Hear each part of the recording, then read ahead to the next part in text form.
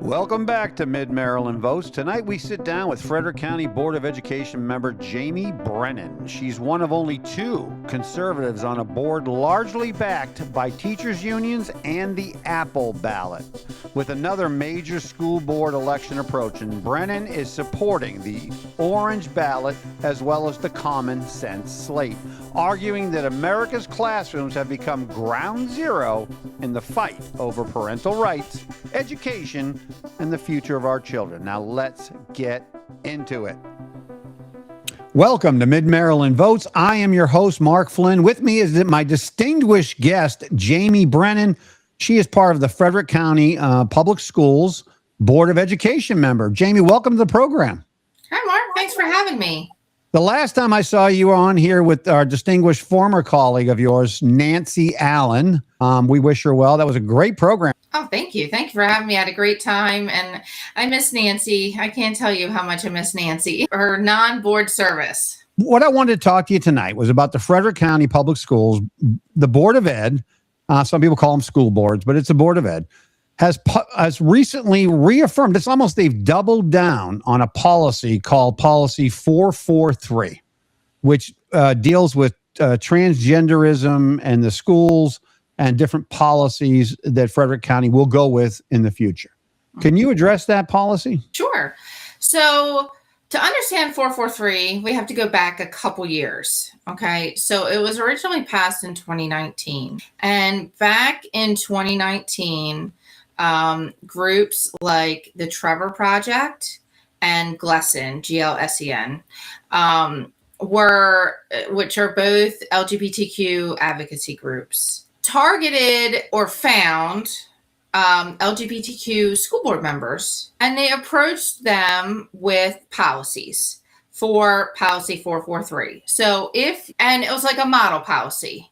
And so a lot of school boards then ended up adopting Policy 443 without any changes at all. There was debates, there's like little things, but if you look at the policy like our Policy 443 and you look at that across the other districts in Maryland who have a similar policy and across this country, and even now the formal MSDE policy, they are remarkably similar. Okay. And what they did then was also astroturf the complaints and the support for it. So you can't come to a school board with a policy like 443 and say, hey, we need to completely change the way we handle this. There's this issue we need to talk about. We need to bring this up, right? Unless you have people willing to come and talk about it in front of the school board. You need to create this idea that there is this, this need for this policy, right? And so what these organizations do, in addition to finding LGBTQ friendly board members to bring the policy in, they also would then, among their network and their advocacy groups, gin up support for it and bring students out to be talking about it, right? And so it appeared like all the left-wing astroturfing, right? It appears to people who are not otherwise really engaged that this is like some emergent problem. It's like this massive crisis we need to solve, and it generates the support behind it. That is they were in a big push on that in the late, 2018, 2019, in that time frame, 2017. And they got policy very similar to ours passed in districts all across the country, including in red states, in very red districts with what you would assume would be conservative school board members, right? Because they had an ongoing playbook, and that's what they did, and people who serve on the school board do so because generally they like kids. They care about children.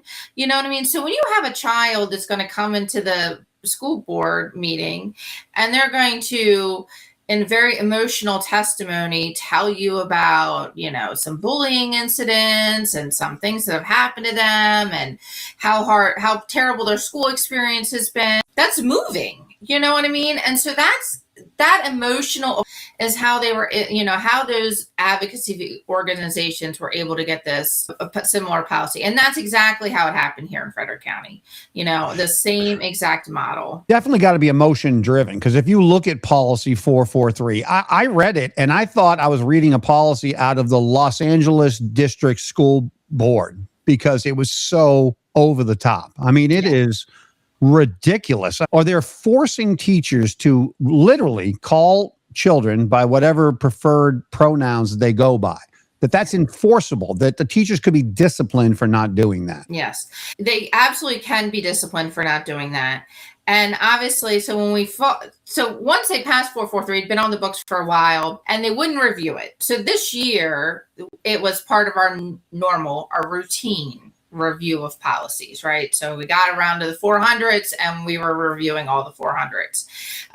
And so we talked about that in, our board meeting about the two meetings we had that covered this policy, because initially it was discussed in the policy committee, and the policy committee did make some changes to that. They offered a reasonable accommodation to our staff who might be observe certain religious beliefs where they don't agree with transgenderism as a concept, and they're not going to support it, right? It's against their faith to go along with what they were being told to do.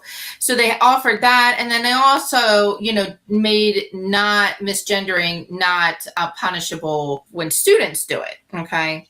So, because not only are you compelling the speech from your staff, which we can argue in a public school setting, we do compel speech frequently from our paid employees. Mm-hmm. Many employers do compel speech in some way, shape, or form while their employee is on the job. And so we can argue or debate the extent to which we have protections or exclusions for staff, for religious observance of staff. It went so far as to compel the speech of other students, and the initial policy. So what happened in the policy committee during the review, there were a lot of oppositions to those two things in particular. And the policy that originally came to the board for consideration had exclusions, where the students wouldn't get punished if they were not using the right pronoun, the preferred pronoun, and staff wouldn't be punished either.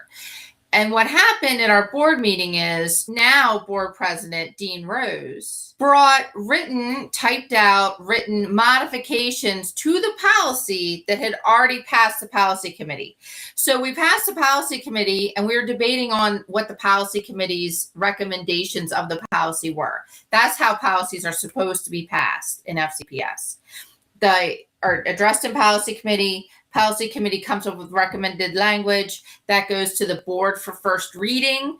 Then we debate it, we make some changes, and it's edited by staff based on our changes, and then it's fixed and it comes back for a second reading. And then if it's passed a second reading, it becomes policy, or it can be sent back, at second reading. So at first reading, Dean Rose came to the board meeting with typed out amendments to the policy committee's language that did not go through policy committee. Large changes to the policy, which removed the protections for staff and removed the protections for other students. Basically removed the things that protected students who do not want to participate in somebody's, transgender journey. So they removed those protections from the staff and students, and a couple other things, which I think violated the spirit of the policy committee, right? Because if they were major, like complete rewrites of those paragraphs. It wasn't like we were arguing over a word, or could we add in a clarifying statement. It was whole paragraphs rewritten to suit him. And so ultimately, we discussed that, and, the other board members agreed that they were going to compel the speech of our staff and compel the speech of our students under threat of punishment by saying that a student refusing to use another student's preferred pronouns would qualify under harassment and bullying. So if another student refused to do that, so they're basically threatening punishment, which includes up to suspension or expulsion from school. So under the threat of that, they're compelling the speech of other students. Even if their sincerely held religious beliefs, their families sincerely held religious beliefs, oppose the idea that you could change sexes, right? That there's anything more than two sexes and that you could change sexes. They were gung-ho to pass those two things. There were, in addition to the compelled speech, however, Policy 443 not only requires teachers to use preferred pronouns, it requires them to keep secret the fact that the student wants to use a different pronoun.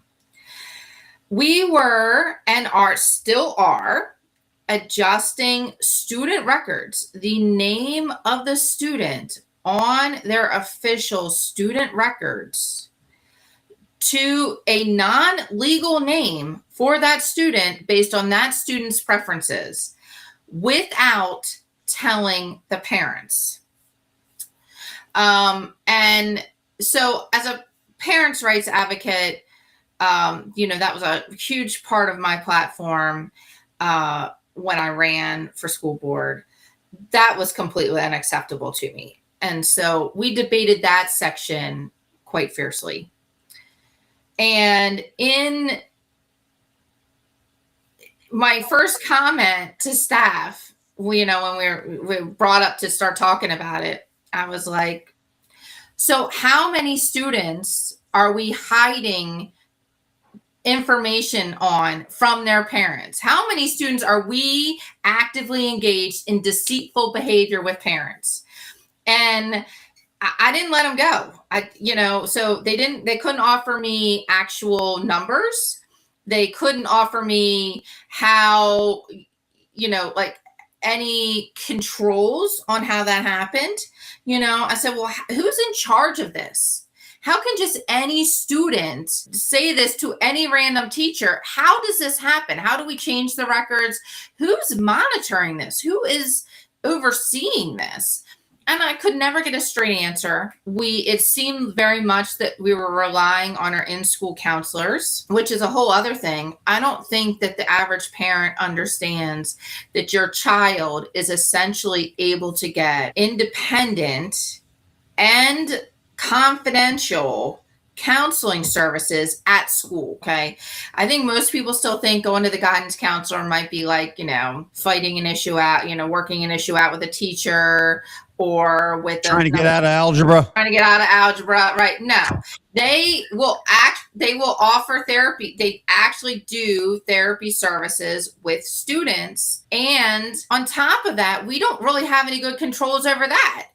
That led me down a whole nother rabbit hole. So getting back to specifically the 443 though, back and forth multiple times, it came out in the discussion, parents could see the records that we keep. And of course, the policy 443 proponents threw a major fit when that came up in the discussion.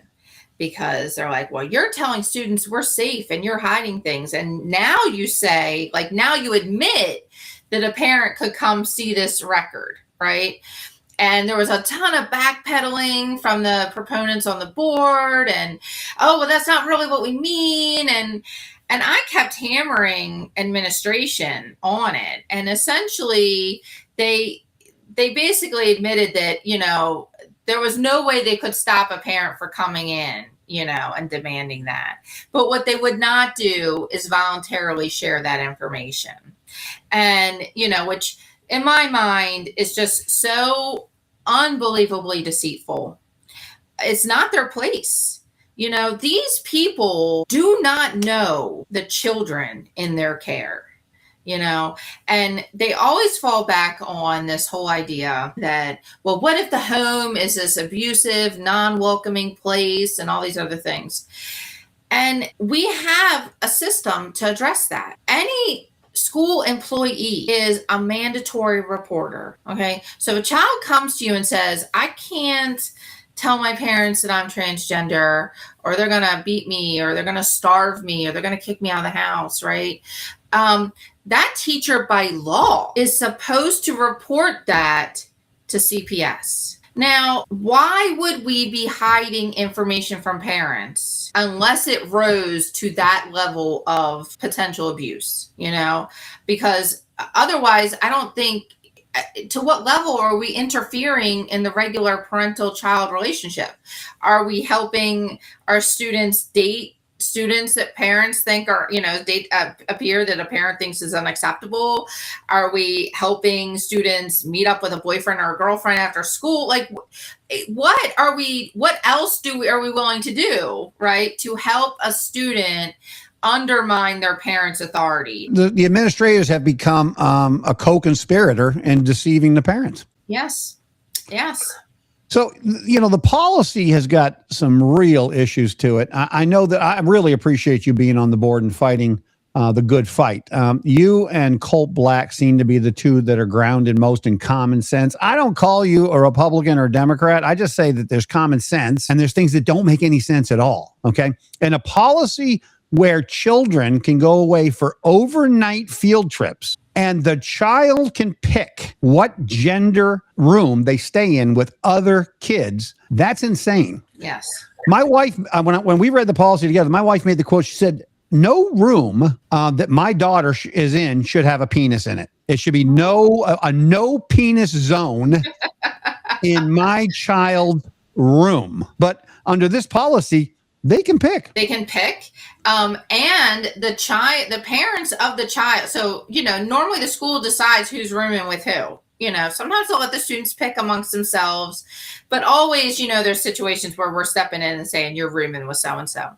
In those situations, the school will not make the parents of the other child aware that they are being roomed with a transgender student. So so as a parent, you're not even told. Yeah. And so they don't care. They don't see that as a problem at all. The bottom line is they do not believe that you should have any objection.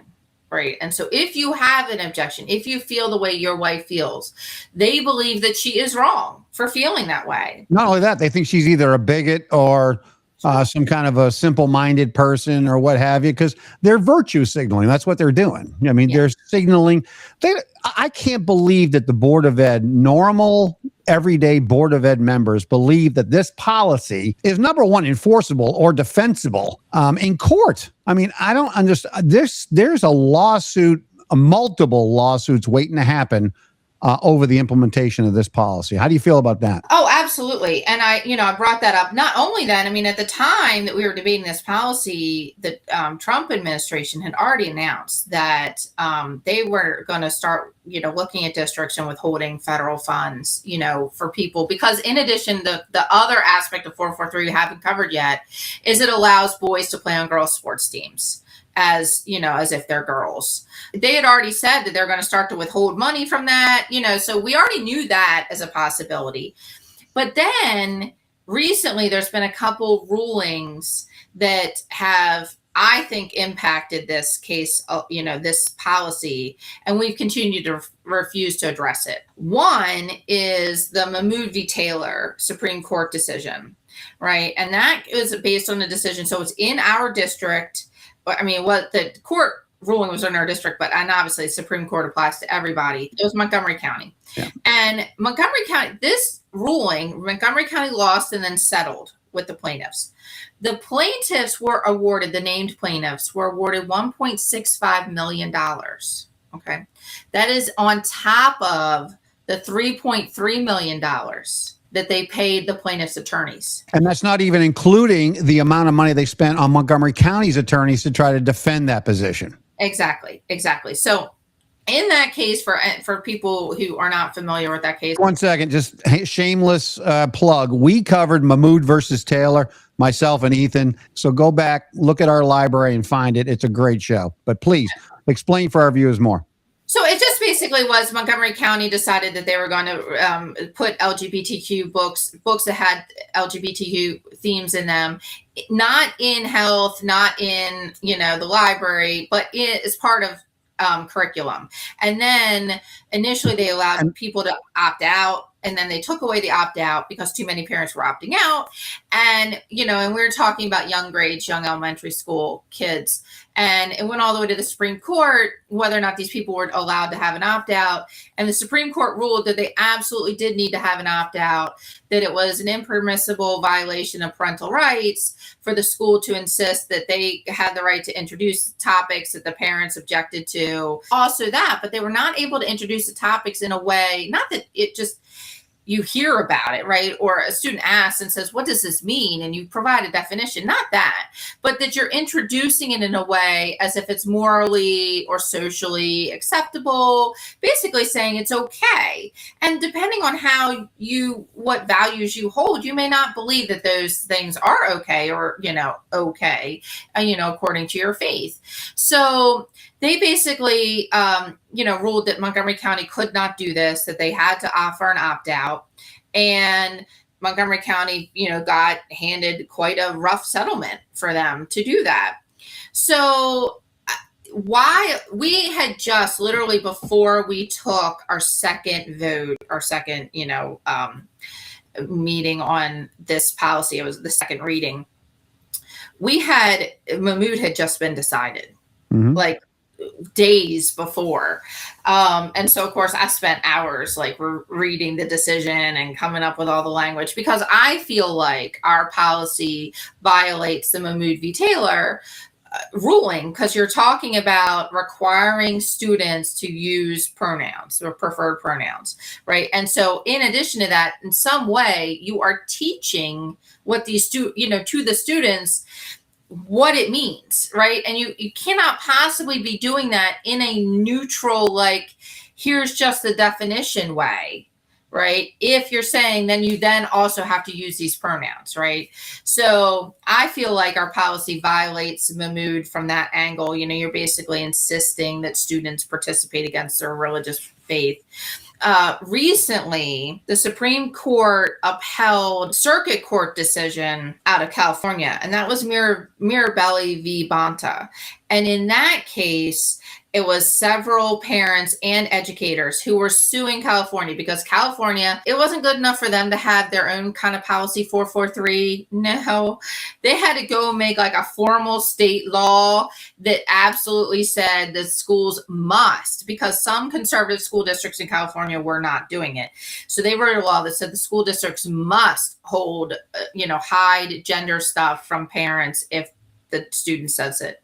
And so parents and educators sued, and the Supreme Court, citing Mahmood, came back and said, nope, this is not enforceable against the parents. Now it's going through the system, right? But they ruled pretty heavily and said, the parents are very likely to prevail. You can't enforce this law against them right now. And basically, cited Mahmood for the reason. So we already know those kinds of rulings, even though it goes through the rest of the process, are very telling, typically, where the Supreme Court is on that topic. Now, right now, in front of the Supreme Court, which have already been heard, are two cases regarding transgender boys claiming they're girls in sports. One is out of West Virginia, and the other one is out west. I want to say Utah, maybe. And they were combined as one case and heard earlier this year in front of the Supreme Court about whether or not boys could then participate on the girls' team as girls. I get this all the time. Well, we let girls on the boys wrestling team, or we've let girls on the football team before, right? Or we've let boys on field hockey. And there are times where we have let a male student or a female student play on a sport when that sport isn't offered to both sexes. Okay. And so different districts have different rules on that. And that is not what we are talking about. We are talking about a boy who claims that they are a girl and wants to play as a girl on the girls' sports team. And we're expecting a ruling on that by around June sometime. So soon. And sometimes those sports teams are high impact things like softball, field hockey. I mean, places where our children can get hurt badly by a male physique in this sport. I mean, it makes no sense. You got example after example of children getting hurt because they're competing against a level of athleticism. Peyton McNabb is famous for, she was an athlete in North Carolina, a high school senior. She was playing volleyball. A male player playing as a female spiked the ball directly into her face, and she still has neurological problems as a result of that, terrible concussion, missed several of the last months of school. It was awful. The damage to the female athletes in the Olympics was so bad, cracked skulls, broken legs, there'll be no more transgender issues in the Olympics. They've made policies to try to prevent that from happening because of the damage to the athletes. If you're the parent of a female athlete and you support this policy 443, you really need to take a look at it, because I don't think you understand everything that they're requiring out of this. And your children aren't safe. I know, Jamie, you are a very kind and compassionate person. I am the same. I don't have anything against transgender children. I certainly don't believe they should be signaled out or bullied in any way, shape, or form. But I also believe that the other students shouldn't have to be affected by, the gender choices of other children. I mean, and as you said earlier, it's not pertinent. I mean, what percentage of children in Frederick County Public Schools identify as transgender? They won't give us a specific percentage, but nationwide it's less than 2% of students.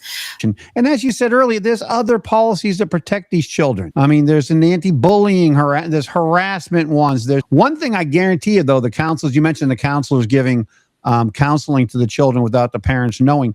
They're not counseling them on gender dysphoria, because that is an outlawed term under policy 443.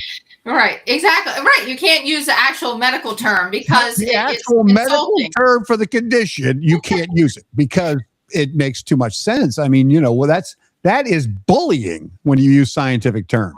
All right. Well, we can't imply that it's a mental health condition. That's the issue. I think that what parents fail to realize is that when this much energy, time, effort, and even time in a school day is devoted to this particular topic, the 2.5 hours of instruction that kids normally get is eaten up more. How about we just get back to reading, writing, and arithmetic, and leave the social issues to social advocates and not school systems. Well, what happened recently, even in Frederick County, to continue on that point, is we previously had a policy that did not allow the displaying of flags other than the U.S. flag and the Maryland state flag.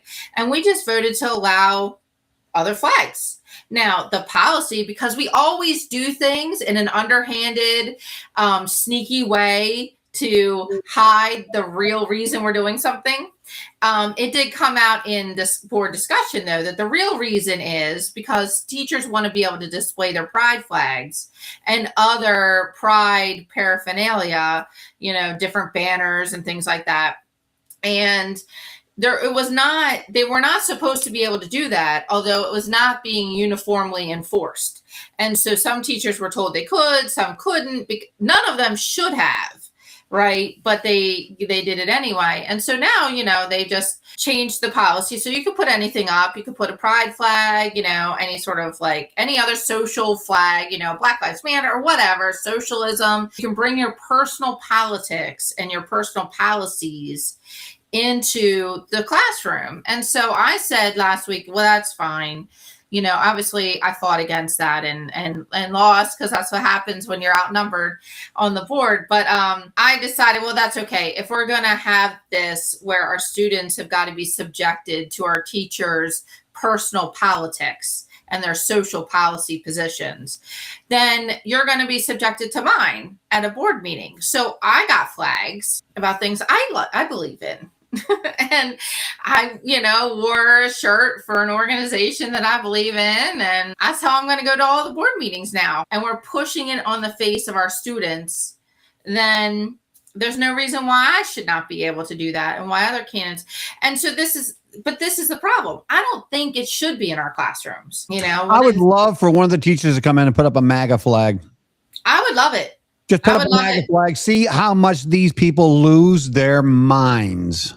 Well, I put one of the flags I had out was the pro-life flag, because I was told that The pride flag doesn't have anything to do with, opposed, with their religious beliefs or their values, right? It has nothing to do with that. It's just a sign of being welcoming and welcoming to everybody. And don't forget diversity, equity, inclusion. Yes. So but it's just a sign of welcoming and belonging. So I said, well, that's fine. I'm going to have the pro-life flag because nothing is more welcoming or belonging than saying every baby should be born. Well, you said the word they many times. You're talking about the other, I'm assuming liberal school board members. And those are Apple ballot candidates, correct? The other 4? Yes. Well, so right now, 3 of the 4 of them are running for re-election. Mm-hmm. Dean Rose, who basically rewrote Policy 443 himself, not with the policy committee, a staunch advocate for that garbage. Ray Gallagher, who also not only is all in on Policy 443, was on the board way back when they masked our students, okay? And they forced masks on our students and they forced our schools closed. So she's a masker and she's a pro Policy 443. And then Chad Wilson was appointed, I should say, to fill Nancy's seat after she resigned. And the 3 of them are currently running and endorsed on the Apple ballot. And the 4th one is Karen Yoho, and she's not running for re-election. She would be up this time period, but she's not running for re-election. So the Apple ballot is the hack of the teachers union, and they have a little apple and they hand it out, a little poster or flyer in the shape of an apple. Like bring an apple to your teacher at school thing. Right. And they say, educator recommended. These are our educator choices. And they will endorse as the Apple ballot candidates up and down the ballot. So across all, county commissioner, all the way up to president, but specifically the school board. And so if you are an Apple ballot candidate, you are recommended specifically from the teachers union. And it's important to understand how they get that endorsement. So the teachers union will reach out to everybody and ask them to apply. They reached out to me when I was a candidate and I said, thank you, but no thank you, because I felt like it was fundamentally unethical to take the endorsement from an organization when I am going to vote on their contract terms. I just felt like it was a conflict of interest, because not only do you get the, pretty little Apple ballot, you get people at the polls handing out the little flyers. You get signs and all the other campaign paraphernalia, that represent you, like that you as a candidate do not have to raise money for and pay for. All of the door knocking, they'll organize a lot of that stuff for you and do all that stuff for you. That is money. That is a huge campaign support. And so they pour all this money into the candidates, and then what do they want in return? They want you to vote favorably on their contract terms. They want you to bend the knee to the teachers unions. Sure. And so, so I feel like, so I told him, thank you. I support our educators. We have some really fantastic teachers here in Frederick County. Wonderful. We have some, that needs to be established right away. We have some great educators in Frederick County. Both my kids went through Frederick County Public Schools. I could not be happier with the teachers. I thought they were amazing. But the unions no longer represent the children, if they ever did. They never did. I mean, look, it's a union. They're going to represent the needs of their members, which is in opposition to sometimes, what's best for students. Or the parents. That's very important, Jamie. The unions have come out on record multiple times saying that parents' rights are dangerous to the educational process. Yeah, absolutely. I mean, I don't know how anybody who's a parent can listen to that. Parents don't belong in the educational process. They don't have enough intelligence or degrees or whatever elitism they're going to use to establish the fact that parents aren't qualified to raise their own children. And then they always pick on like the most extreme cases, where like, and look, parents sadly do neglect their children. There's some that do neglect their children. There's some that do abuse their children. And, our schools do see that. And I've heard it said about police officers too, like sometimes you see so much of the negative side of people. You know what I mean? That like it's hard to see the good side of people because you're always kind of living in the negative, and dealing with some of the worst. And I think that a little bit we get this with some of our educators, that they're always seeing, the kids from families or actively harming the students or neglecting the students, or there's addiction in the family. And they see all parents through that lens. Part of normal parenting. My parents told me I couldn't go out with this boy or that boy, or I had to be home by 10 o'clock. That's part of parenting, right? That where you put the guardrails up and you say, you're just going to have to live in this little bubble for a little while longer. And when you're 18 and you go off to college, you can make some of those choices for yourself. But right here, we're not. And that isn't abusive. Like your parents telling you no is not abusive, even if it really hurts your feelings, even if it really makes you sad, like that's not abuse. And we used to understand that. But now it seems like, anytime a kid is told no, or, particularly around this idea of LGBTQ, if a parent is standing in opposition in any way to that, they are the enemy, instead of just treating it like any other aspect of parenting, where you say, we're just not going to date.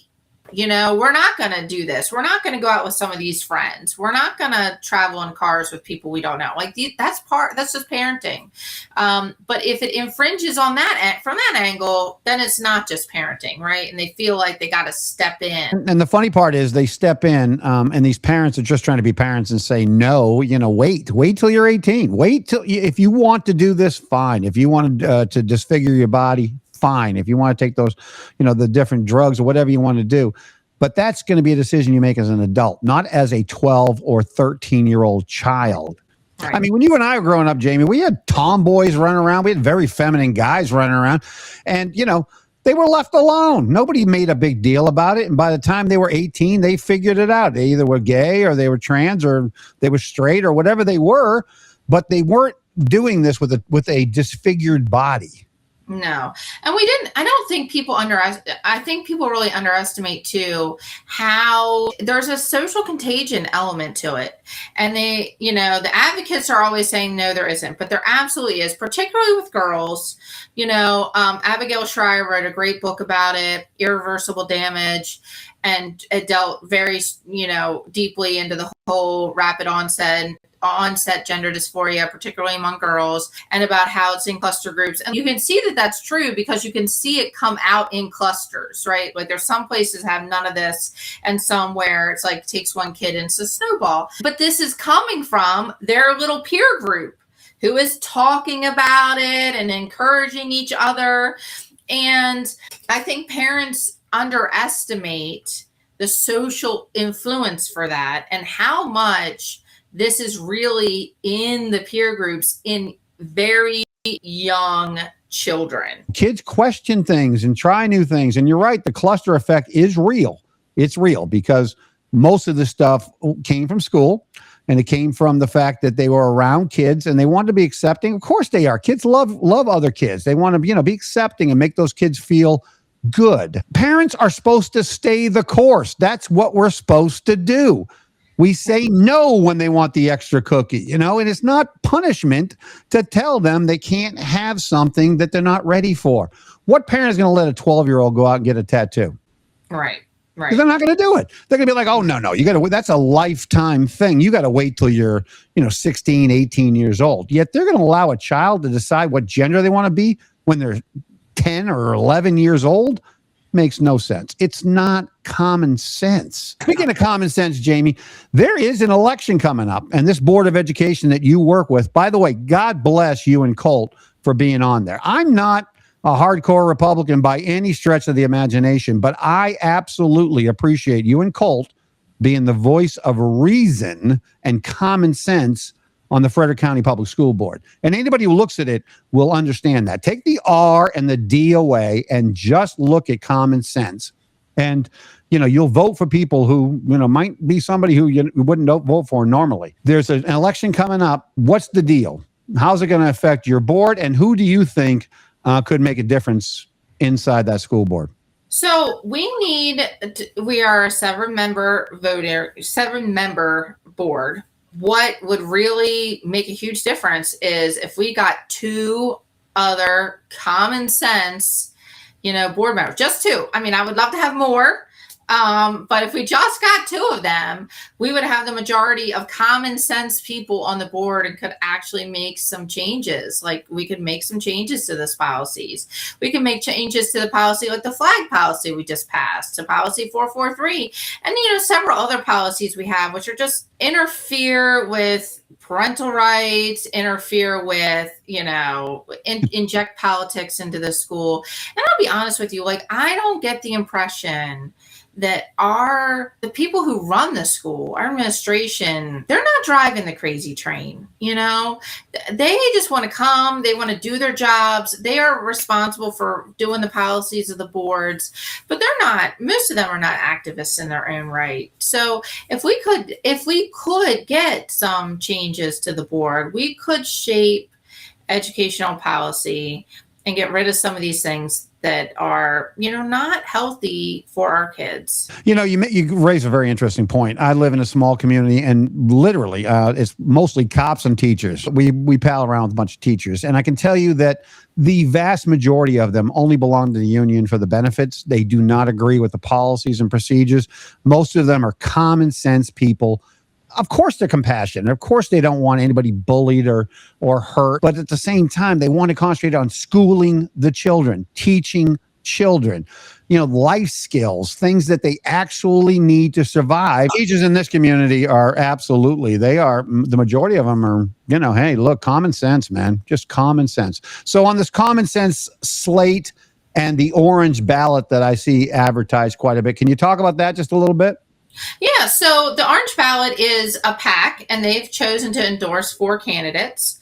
And so the idea is the apple ballot, and the orange ballot, right? Apples to oranges. And so the orange ballot candidates, the orange ballot has opted to endorse are candidates who are supporting parental rights, who support, common sense policies in our school, rigorous academics, all the important things that our schools really should be about. They have 4 candidates that they're endorsing: Heather Fletcher, Shelley Potter, Jeff Seidel, and Tyler Walker.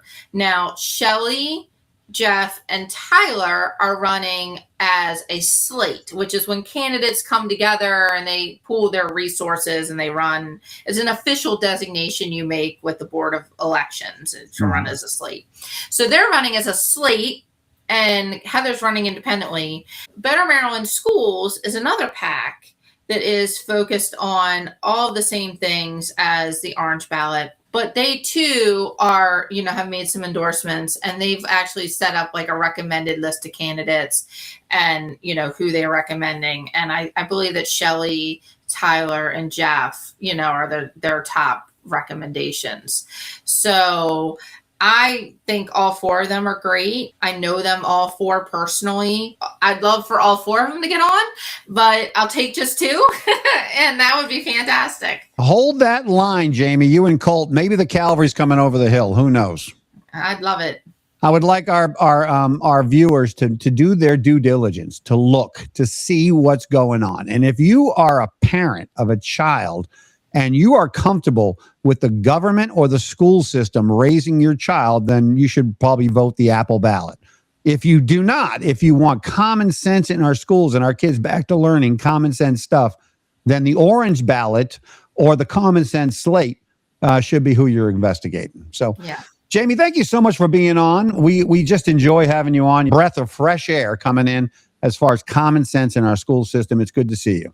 Oh, thank you. Thanks for having me. I love being here. All right. We'll see you next time on Mid-Maryland Votes. That was Frederick County Board of Education member Jaime Brennan. Whether you agree with her or not, one thing is clear. School board elections are no longer quiet local races. They've become major battlegrounds over parental rights, curriculum, discipline, and who ultimately shapes the values taught in our classrooms. At Mid-Maryland Votes, we believe in doing things the old-fashioned way. Face-to-face, honest, respectful, without the social media cheap shots. Like, follow, and share for more content like this. And we'll see you next time on Mid-Maryland Votes.